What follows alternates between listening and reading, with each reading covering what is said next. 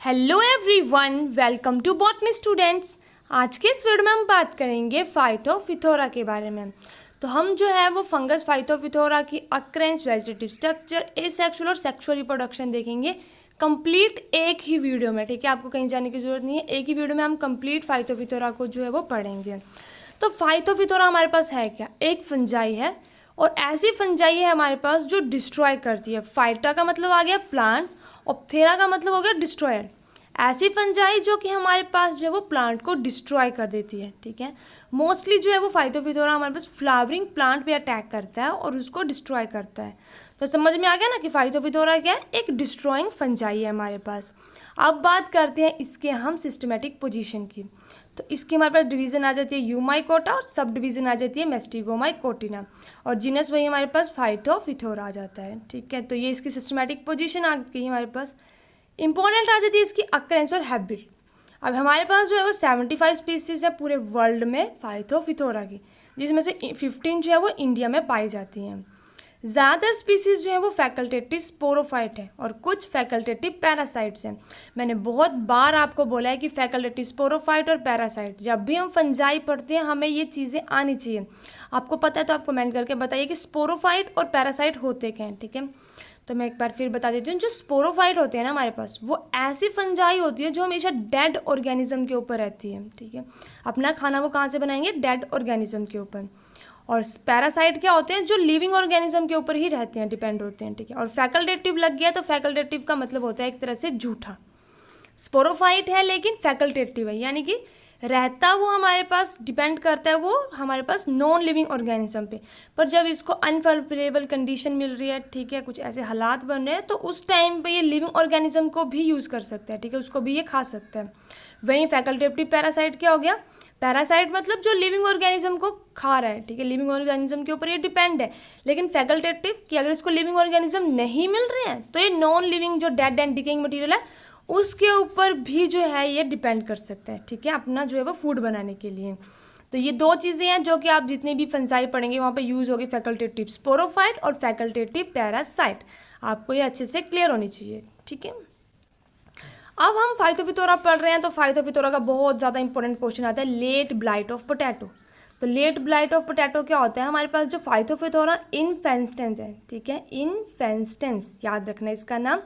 वो क्या करता है? जो हमारे पोटैटो है, सैल्मन ट्यूबरोसम, उसके ऊपर अटैक कर देता है। ठीक है, उसका जो हमारे पास पोटैटो होता है ना वो थोड़ा हार्ड हार्ड जैसा होता है, उसको एकदम ये जो वो पल्पी सा बना देगा। ठीक है, तो क्या होता है कि एक तरह से जो है ये इफेक्ट करता है हिल एरिया, प्लेन एरिया। जैसे हार्वेस्टिंग का टाइम आएगा सबसे पहले जो हमारे लीप्स होंगे, पोटैटो के लीप्स हैं, उनको डिस्ट्रॉय कर देगा। ठीक है, धीरे धीरे ये लीप से जो है वो चला जाएगा स्टेम में, और जो हमारे ट्यूबर्स होंगे उनको पल्पी जैसा कर देगा और फिर वो बेकार हो जाएंगे, किसी काम के नहीं होंगे। तो ये एक बहुत बड़ा जो है वो डिजीज़ है, क्योंकि पोटैटो तो इंडिया में हर एक कोने में जो है, इंडिया में क्या वर्ल्ड में जो है वो यूज़ किया जाता है। ठीक है, तो ये लेट ब्लाइट ऑफ पोटैटो बहुत ज़्यादा कॉमनली कॉज होने वाला डिजीज़ है फाइटोफिथोरा से। अब वेजिटेटिव स्ट्रक्चर की बात करते हैं हमारे पास, तो हमारे पास ये है वेजिटेटिव स्ट्रक्चर फाइटोफिथोरा का। सबसे पहले इसमें क्या दिखाया जाए? अपर एपिडर्मिस है, फिर उसके बाद है पैलिसेड। ठीक है, और ये वाले जो हमारे सर्कुलर जैसे ये क्या? Spongy parenchyma. ठीक है, और ये हमारे पास आ गया हिस्टोरियम। अब हिस्टोरियम बोल रहे हैं, इनको सेल बोल सकते हैं एक तरह से। ठीक है, तो ये जो हमारे हिस्टोरियम होते हैं इनके बीच में अटैक करता है ये। यहाँ पे हाइफे बनते हैं, सबसे ज़्यादा इंपॉर्टेंट होते हैं इसमें हाइफे, छोटे छोटे हाइफे हैं। कुछ इंटरसेलुलर हाइफे होते हैं और कुछ इंट्रासेलुलर हाइफे होते हैं। दो जो हिस्टोरियम है उनके बीच में होते हैं, और कुछ जो हैं वो हमारे पास अलग अलग होते हैं। ठीक है, ये आगे हमारे पास इंटरसेलुलर हाइफे जो दो हिस्टोरियम को बिल्कुल कट करके जाएंगे। ठीक है, और एक है हमारे पास इंटरसेलुलर जो दो सेल के बीच में। तो ये हमारे पास आ गया, और लोअर एपिडर्मिस। ये है हमारे पास वेजिटेटिव स्ट्रक्चर जिसको आपको समझना बहुत ज़रूरी है। Upper epidermis, palisade, hysterium, intercellular hyphae, और spongy parenchyma lower epidermis. Hysterium, intercellular hyphae और इंटर और इंट्रासेलुलर हाइफे जो है ये दोनों चीज़ें इंपॉर्टेंट है। ठीक है, यहाँ पे बताया जा रहा है हमारे पास इंटर और इंट्रासेलुलर हाइफे जो दो हिस्टोरियम को कट करके जा रहे हैं। ठीक है, ये आ गया इंटरसेलुलर, और जो बिल्कुल बीच में से जा रही है इंटरसेलुलर। ठीक है, तो ये हो गया हाइफे इसके जो ज़्यादा इंपॉर्टेंट है हमारे पास। अब बात करते हैं रिप्रोडक्शन की, जो कि हमारा बहुत ज़्यादा इंपॉर्टेंट टॉपिक है। किस तरह से रिप्रोडक्शन होती है? वेजिटेटिव रिप्रोडक्शन की बात करें तो इसमें हमारे पास जो है वो टर्मिनल या इंटर कैलरी जो है वो क्लेमाइडोस्पोर्स बनते हैं। ठीक है, तो क्लेमाइडोस्पोर्स क्या है? ये हमारा हाइफे है। ठीक है, उसमें थोड़ी सी हमारे पास स्वेलिंग होगी। ठीक है, उस स्वेलिंग के बाद क्या हो रहा है, यहाँ पे हमारे पास जो है वो कुछ स्वेलिंग जैसी हो रही है और धीरे धीरे यहाँ पे हमारे पास जो है क्लेमाइडोस्पोर्स बन रहे हैं, ये स्पोर्स बन रहे हैं। ठीक है, और ये डायरेक्टली जो है वो जर्मिनेट हो जाएंगे। ठीक है, यहाँ से कट होकर अगर ये जर्मिनेट हो गया तो हमारे पास क्या बन जाएगा? एक फाइटोफिथोरा बन जाएगा। ये आगे हमारी वेजिटेटिव रिप्रोडक्शन। वहीं अगर हम जो है एसेक्सुअल रिप्रोडक्शन की बात करें तो इसमें हमारे पास क्या हो रहे हैं? स्पोरेंजिया जो है प्रोड्यूस हो रहा है स्पेशल हाइफे ब्रांचेस पे। मैंने आपको बोल दिया हाइफे सबसे ज़्यादा इंपॉर्टेंट है, हाइफे से ही सब कुछ चल रहा है। ठीक है, तो हमारे पास ये वही हाइफे आ गए। ठीक है, इंटरसेलुलर और इंट्रासेलुलर हाइफे हमारे पास है। ये हाइफे के कारण इनमें थोड़ी थोड़ी स्वेलिंग हो रही है हमारे पास। ठीक है, और हमारे पास बन रहा है एसेक्सुअल रिप्रोडक्शन के लिए जो है वो हमारे पास बन रहा है यहाँ पे स्पोरेंजियोफोर। तो देखो यहाँ पे हमारे पास क्या है? एक हाइफे बताया जा रहा है। ठीक है, ये हाइफे है, इसमें थोड़ी सी स्वेलिंग हमारे पास यहाँ पे हो रही है, थोड़ी थोड़ी करके हमारे पास स्वेलिंग हो रही है और हमारे पास बन रहा है स्पोरेंजियम। ठीक है, सारे के सारे जो स्पोर्स हैं हमारे पास वो इसी रीजन में होंगे। पहले हमारे पास जो है थोड़ी सी स्वेलिंग होगी। ठीक है, उससे हमारे पास जो है वो single terminal multi nucleated sporangia बनेगा। ये हमारे पास बन रहा है टर्मिनल स्पोरेंजिया जो कि मल्टी न्यूक्लिएटेड है। उसके बाद जो है एक ब्रांच निकलेगी, एक तो बन गया, एक हमारे पास और ब्रांच निकलेगी और वहाँ पे हमारे पास जो है एक यंग जो है वो डेवलपिंग स्पोरेंजियम बन जाएगा। उसमें भी ये मैच्योर स्पोरेंजियम आ गया और एक डेवलपिंग स्पोरेंजियम आ गया। ठीक है, नॉर्मल हाइफे है, थोड़ी सी स्पेलिंग हुई हमारे पास, मल्टी न्यूक्लिएटेड जो है वो स्पोरेंजियम बना, एक थोड़ी सी ब्रांच निकली, उससे जो है वो एक और डेवलपिंग जो है यंग स्पोरेंजियम बन गया और इसमें भी बहुत सारे जो है वो स्पोरेंजिया है। ठीक है हमारे पास, तो ये है हमारे पास एसेक्सुअल रिप्रोडक्शन। किस तरह से इसमें जो है स्वेलिंग हो रही है और हमारे पास क्या बन रहा है? स्पोरेंजियम। अब जो हमारा ये स्पोरेंजियम है ना, मैच्योर वाले की बात करें तो इसमें 5 to 8 जो है वो बोल सकते हैं कि हमारे पास न्यूक्लियस है। ठीक है, अब नेक्स्ट स्टेप क्या होगा हमारे पास यहाँ पे कि जो ये न्यूक्लियस है, हाँ, जो ये हमारे स्पोरेंजियम है, जो ये वाला रीजन है हमारे पास की शेप बेंडिंग, ये वाले रीजन से जो है यहाँ पे ब्लस्ट होंगे। ठीक है, ब्रेक हो जाएगी यहाँ से वॉल हमारे पास। ठीक है, जो की शेप बेंडिंग है वहाँ पे, और जब हमारे पास रेन होगी या फिर विंड के थ्रू ये यहाँ से जो है वो फैल जाएंगे। ठीक है, यहाँ से रिलीज हो जाएंगे, अलग अलग जगह पे चले जाएंगे। ठीक है, अब ये हमारे पास न्यूक्लियाई बताए जा रहे हैं, ये यहाँ पे जो है वो इसकी वॉल टूट रही है और ये सारे के सारे निकल रहे हैं। अब देखो एक इंपॉर्टेंट चीज़ पता है क्या आती है यहाँ पे? एक आते हैं हमारे पास, देखो है तो ये सारे के सारे स्पोरेंजियम है। यहाँ पे हमने देखा कि ये स्पोरेंजियम निकल रहे हैं यहाँ पे। ठीक है, ये स्पोरेंजियम है, ये यहाँ से टूटे और ये निकल गए, यहाँ से रिलीज हो गए। सिंपल एक स्टोरी की तरह जो है ना इसको थोड़ा सा कनेक्ट करने की कोशिश करना। जब हमारे पास जो है वो लो टेम्परेचर कंडीशन होगी, मॉइस्ट कंडीशन होगी, तो जो ये निकले हुए न्यूक्लियस हैं या फिर जो हमारे पास ये जूस स्पोर्स बोल सकते हैं। ठीक है, जब लो टेम्परेचर होगा हमारे पास तो ये जूस स्पोर्स बनेंगे। ठीक है, और फंक्शन करेंगे एज ए जूस स्पोरेंजिया। ये जो जूस स्पोर्स हैं हमारे पास ये फंक्शन करेंगे एज ए जूस स्पोरेंजिया। जब अनफेवरेबल कंडीशन होगी, टेम्परेचर बहुत ज़्यादा हाई होगा, तो उस टाइम पे ये डायरेक्टली जर्मिनेट कर देंगे। ठीक है, और फंक्शन करेंगे एज ए कोनिडिया। दो चीज़ें हैं, ये जूस स्पोर है। ठीक है ये जूस स्पोर्स है। टेम्परेचर लो है तो ये बन गए जूस स्पोरेंजिया, टेम्परेचर हाई है तो यही वाले जूस स्पोर्स क्या बन गए हमारे पास? कोनिडिया। ठीक है, और इस तरह से फिर ये जो है वो यहाँ से निकलने के बाद रिलीज़ होंगे और फिर इनकी वॉल होगी, जो इनके हमारे पास ये फ्लैजिला होंगे, ये आएंगे, फिर ये रिमूव हो जाएंगे हमारे पास फ्लैजिला, सैटल डाइम हो जाएंगे हमारे पास, इंसिस्टेड जूस स्पोर हो गया, जर्मिनेट हो गया हमारे पास जो हमारा जूस स्पोर है। फिर से उसी तरह से जो लाइफ साइकिल चल पड़ेगा इसका एसेक्सुअल रिप्रोडक्शन का। तो ये हमारे पास आ जाता है जूस स्पोर्स। ठीक है, किस में बन रहे हैं? एसेक्सुअल रिप्रोडक्शन में। नेक्स्ट हम पढ़ेंगे जो है वो पढ़ेंगे हम, अब आते हैं हमारे पास जो है वो सेक्सुअल रिप्रोडक्शन। ठीक है, सेक्सुअल रिप्रोडक्शन जो है हमारे पास फाइटोफिथोरा में कैसी होती है? ऊगैमस टाइप की होती है। ठीक है, सेक्सुअल फ्यूजन जो होती है वो हमारे पास कैसी होती है? गैमेटेंशियल कॉन्टैक्ट। मेल सेक्स ऑर्गन है एंथ्रीडिया और फीमेल सेक्स ऑर्गन है हमारे पास ऊगोनियम। एक चीज़ और यहाँ पे हमारे पास आती है, 2 कैटेगरीज में जो है वो डिवाइड किया गया है हमारे पास फाइटोफिथोरा को based on position of antheridium. ठीक है, अगर हमारे पास एंथ्रीडियम जो है वो लेटर है ऊगोनियम से, जैसे यहाँ पे दिखाया जा रहा है, ये हमारे पास मेल ब्रांच है और फीमेल ब्रांच है, इस तरह का हमारे पास जो है वो होगा तो उसको हम बोलते हैं पेरिगाइनस एंथ्रीडियम, लेटरल पोजीशन में ऊगोनियम में, और ये ज़्यादातर हमारे पास जो होता है फाइटोफिथोरा कैक्टोरम में होता है, ठीक है हमारे पास। तो ये आ गया हमारे पास perigynous antheridium, based on a position of antheridium के ऊपर, ठीक है। तो एक हो गया पेरिगाइनस एंथ्रीडियम और दूसरा हमारे पास होता है एम्फीगाइनस एंथ्रीडियम। तो ये आ गया। ज़्यादातर जो हम स्टडी करेंगे, जिसके ऊपर हम सेक्सुअल रिप्रोडक्शन पढ़ेंगे, हम पढ़ेंगे एम्फीगाइनस एंथ्रीडियम के ऊपर, ठीक है। तो दोनों चीज़ें मैंने आपको समझा दी कि पेरिगाइनस क्या है, लेटरल पोजीशन है ऊगोनियम पे, ठीक है, एंथ्रीडियम की, और इस वाले में क्या है हमारे पास, antheridium lies at the base of oogonium, ठीक है, form of funnel shape collar, तो वो हमारे पास हो जाएगा एम्फीगाइनस एंथ्रीडियम। ये हमारे पास एक मेल ब्रांच है और दूसरी हमारे पास फीमेल ब्रांच है, ये डेवलपिंग एंथ्रीडियम आ जाएगा हमारे पास, ठीक है। तो ये आ गया हमारे पास दो टाइप का, ठीक है, एक आ गया पेरिगाइनस एंथ्रीडियम, दूसरा आ गया एम्फीगाइनस एंथ्रीडियम, इनकी पोजीशन के बेसिस पे। अब हम देखेंगे कि सेक्सुअल रिप्रोडक्शन तो हम पढ़ रहे हैं, तो किस तरह से हमारे पास सेक्स ऑर्गन्स बनेंगे।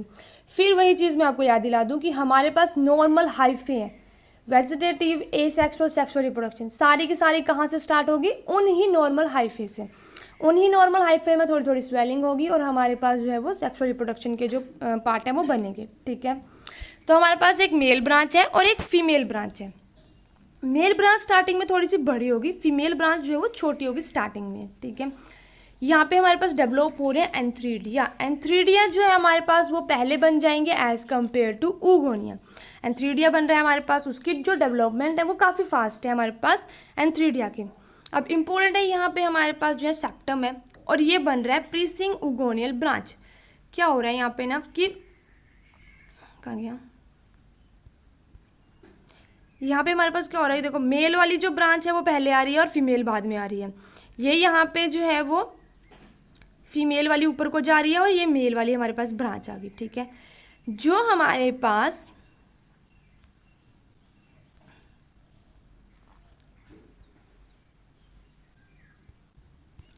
ये मेल वाली ब्रांच है ना, जिसको हम एंथ्रीडिया बोल रहे हैं, एंथ्रीडियम जो है इस तरह से कट करती हुई जा रही है, ठीक है, ऊगोनियम को, और ऊगोनियल ब्रांच हमारे पास इसको यहाँ पे कट करेगी, इसमें से यहाँ से जो है वो पास आउट होके आगे को जाएगी।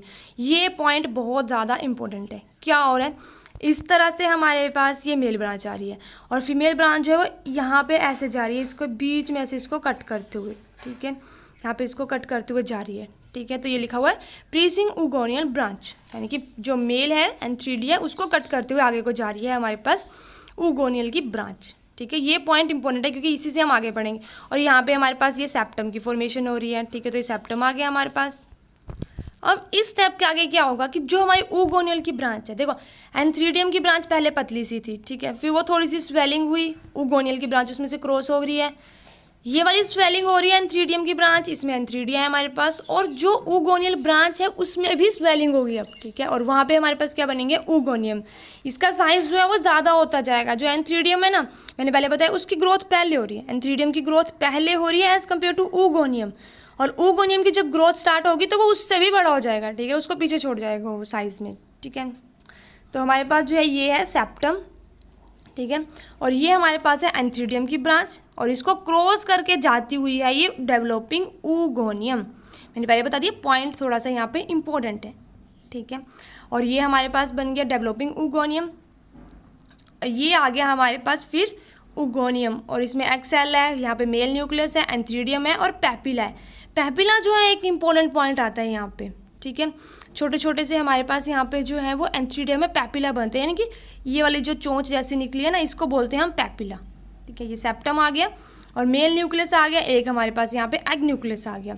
अब जो हमारे पास ऊगोनियम है उसको हमें ध्यान से देखना है, कितना ज़्यादा, ये वाला एंथ्रीडियम तो उतना ही रह गया, लेकिन ऊगोनियम उससे ज़्यादा बड़ा हो चुका है यहाँ पर, ठीक है। ऊगोनियम में भी हमारे पास एक आ गया पेरिप्लाज्म और एक आ गया हमारे पास ऊप्लाज्म, दो चीज़ें यहाँ पे हमारे पास बन रही हैं, ठीक है। पेरिप्लाज्म कौन सा, ये साइड वाला है, और जो एग न्यूक्लियस के आसपास वाला रीजन हमारे पास आ जाता है, ये है हमारा ऊप्लाज्म, ठीक है। इन्हीं दोनों चीज़ों को हम आगे पढ़ेंगे। अब देखो यहाँ पर क्लियर होगा हमारे पास कैसे है, जो हमारे पास सेक्स ऑर्गन उनकी फॉर्मेशन हो रही है, मेल न्यूक्लियस आ गया, एग न्यूक्लियस आ गया। अब देखेंगे हम इनकी फर्टिलाइजेशन कैसे हो रही है हमारे पास, ठीक है। तो फर्टिलाइजेशन के टाइम पे जो एंथ्रीडियम का पैपिला है वो इलोंगेट हो जाएगा टूवर्ड्स द ग्रोइंग ऊगोनियम। ये मैंने बताया आपको पैपिला इंपॉर्टेंट है, जहाँ पे ये टच कर रहा है ना, ये पैपिला जो नीचे वाला रीजन है हमारे पास, ये जहाँ पे पैपिला जहाँ पे हमारे पास ये टच करा है इस रीजन पे, यहीं से जो है वो हमारे पास थोड़ी सी वॉल ब्रेक होगी। किसकी वॉल ब्रेक होगी? हमारे पास oogonia की। और ये यहाँ से जो है वो इनसाइड को जाएगा, जो मेल न्यूक्लियस है वो, ठीक है, एग न्यूक्लियस की तरफ को जाएगा हमारे पास मेल न्यूक्लियस, ठीक है। तो फर्टिलाइजेशन की बात की हमने, तो जो टिप है पैपिला का वो एडर्स close to side of oogonia, बस वही चीज़ है हमारे पास। अब देखते हैं कि मेन हो कैसे रहा है, ठीक है। मैंने पहले बोला इसको लिंक बना के एक स्टोरी की तरह समझते चलो, कैसे सेक्स ऑर्गन की डेवलपमेंट हो रही है, कौन कौन सा पार्ट स्वेल हो रहा है, फर्टिलाइजेशन हो रही है, ठीक है। इसका लाइफ साइकिल पूरा इस तरह से हमें समझने की जरूरत है, स्टोरी की तरह, कुछ भी नहीं है इसमें, ठीक है।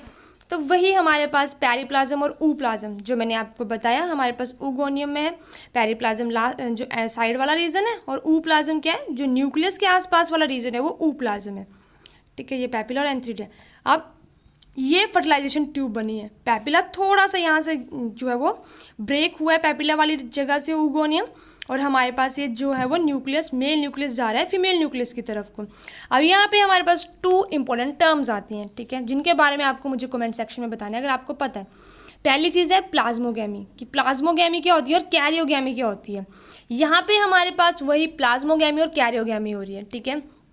जिनको नहीं पता मैं उनको बता दूं, प्लाज्मोगैमी में हमारे पास क्या होता है कि सबसे पहले जो हमारे पास ये एंथ्रीडिया है ना, इसका जो साइटोप्लाज्म है वो जाएगा हमारे पास फीमेल न्यूक्लियस की तरफ, यानी कि oogonia में जाएगा हमारे पास एंथ्रीडिया का साइटोप्लाज्म, ठीक है। दोनों के साइटोप्लाज्म की जो है वो फ्यूजन होगी। जब साइटोप्लाज्म फ्यूज करते हैं तो उसको बोलते हैं प्लाज्मोगैमी।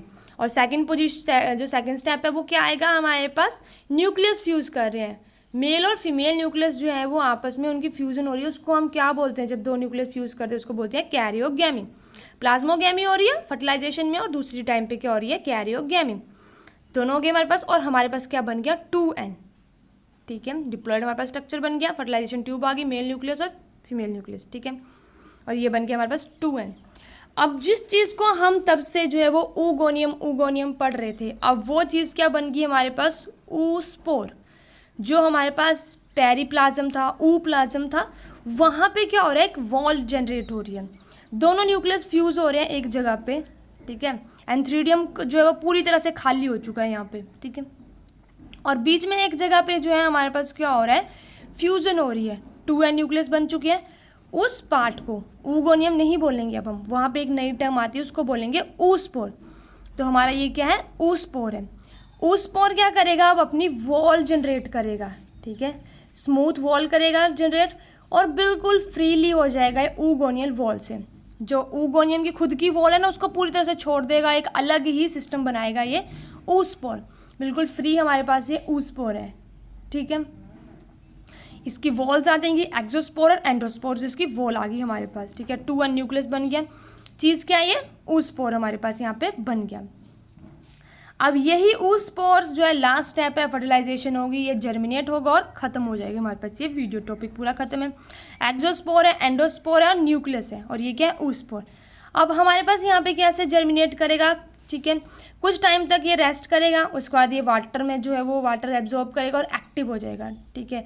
और फर्दर किसी प्लांट को ये पकड़ लेगा, ठीक है, किसी ज़्यादातर फ्लावरिंग प्लांट को अटैक करता है ना, तो किसी भी प्लांट को ये पकड़ लेगा और उसको जो है वो अटैक करना स्टार्ट कर देगा, ठीक है। उसकी जो भी वॉल्स होंगी उनके ऊपर चिपक के बस उसको ख़राब कर देगा ये, ठीक है। तो पहले इसमें क्या होगा, हमारे पास जर्म ट्यूब रिलीज होगी, ठीक है। इसी oospore में थोड़ी सी जो है वो इलोंगेशन होगी, वाटर आ रहा है, ठीक है, वाटर की बहुत ज़्यादा ज़रूरत होती है प्लांट्स को, ठीक है। ये तो फंजाई इसको भी है, वाटर मिलेगा जैसे oospore को, तो इसमें क्या होगा, स्वेलिंग होगी, और जैसे स्वेलिंग होगी इसमें थोड़ी सी जर्म ट्यूब डेवलप होगी, और सारा का सारा जो हमारे पास oospore है, यानी कि जो हमारे पास डिप्लॉयड न्यूक्लियस है, वो सारे हमारे पास कहाँ चले जाएंगे, इसके टर्मिनल वाले रीजन में, ठीक है।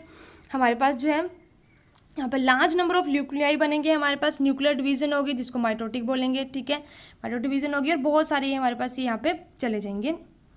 हाँ, ये जर्म ट्यूब है हमारे पास, और इस तरह से बन गए हमारे पास ये जूस्पोर्स।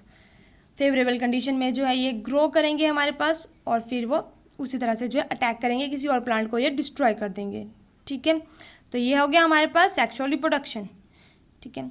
तो ये आज की वीडियो थी हमने जिसमें हमने देखा, ठीक है, फाइटोफिथोरा का वेजिटेटिव स्ट्रक्चर, एसेक्सुअल रिप्रोडक्शन और सेक्सुअल रिप्रोडक्शन। कंप्लीट एक वीडियो में मैंने जो है वो पूरा का पूरा फाइटोफिथोरा को अच्छे से समझाने की कोशिश की है, ठीक है। तो फंजाई का आज ही हमारे पास दूसरा वीडियो हो गया है। इसके बाद हम जो है नेक्स्ट फंजाई करेंगे, ठीक है। पूरी की पूरी फंजाइज को हम जो है फंजी को इसी तरह से हम जो है कंप्लीट करेंगे। तो आई होप आपको ये वीडियो अच्छी लगी हो। इस वीडियो की PDF अगर आपको चाहिए तो आप हमारे टेलीग्राम चैनल पे ले सकते हैं, बॉटनी स्टूडेंट पे मैं डाल दूंगी। इसके अलावा अगर आप जो है वो यहाँ पे मैंने बिल्कुल समझाया है, ठीक है, डायग्रामेटिकली बिल्कुल समझाया है। अगर आपको फिर भी नोट्स चाहिए, वैसे तो आप अपनी लैंग्वेज में जो है वो बना के लिख सकते हैं कि कैसे कैसे जो है स्टेप हो रहा है। वो काफ़ी ईजिली जो है एग्जामिनर अगर आप अच्छे से ड्रॉ करके स्टेप बाय स्टेप लिखेंगे, जो टर्म्स मैंने बताई हैं उनको, ऊ प्लाज्म, पेरिप्लाज्म, कैरियोगामी, प्लाज्मोगामी, उनको यूज़ करके अगर आप लिखेंगे तो आपके मार्क्स जो है वो कहीं नहीं जाते। फिर भी अगर आपको नोट्स चाहिए कि आप चाहते हैं मैं नोट्स बना के आपको दूँ, तो आप जो है वो कमेंट कर सकते हैं, ठीक है। तो ये थी हमारी आज की वीडियो, इसी के साथ वीडियो कंप्लीट होती है। वीडियो अच्छी लगी वीडियो को लाइक करें, चैनल को सब्सक्राइब करें। Thank you.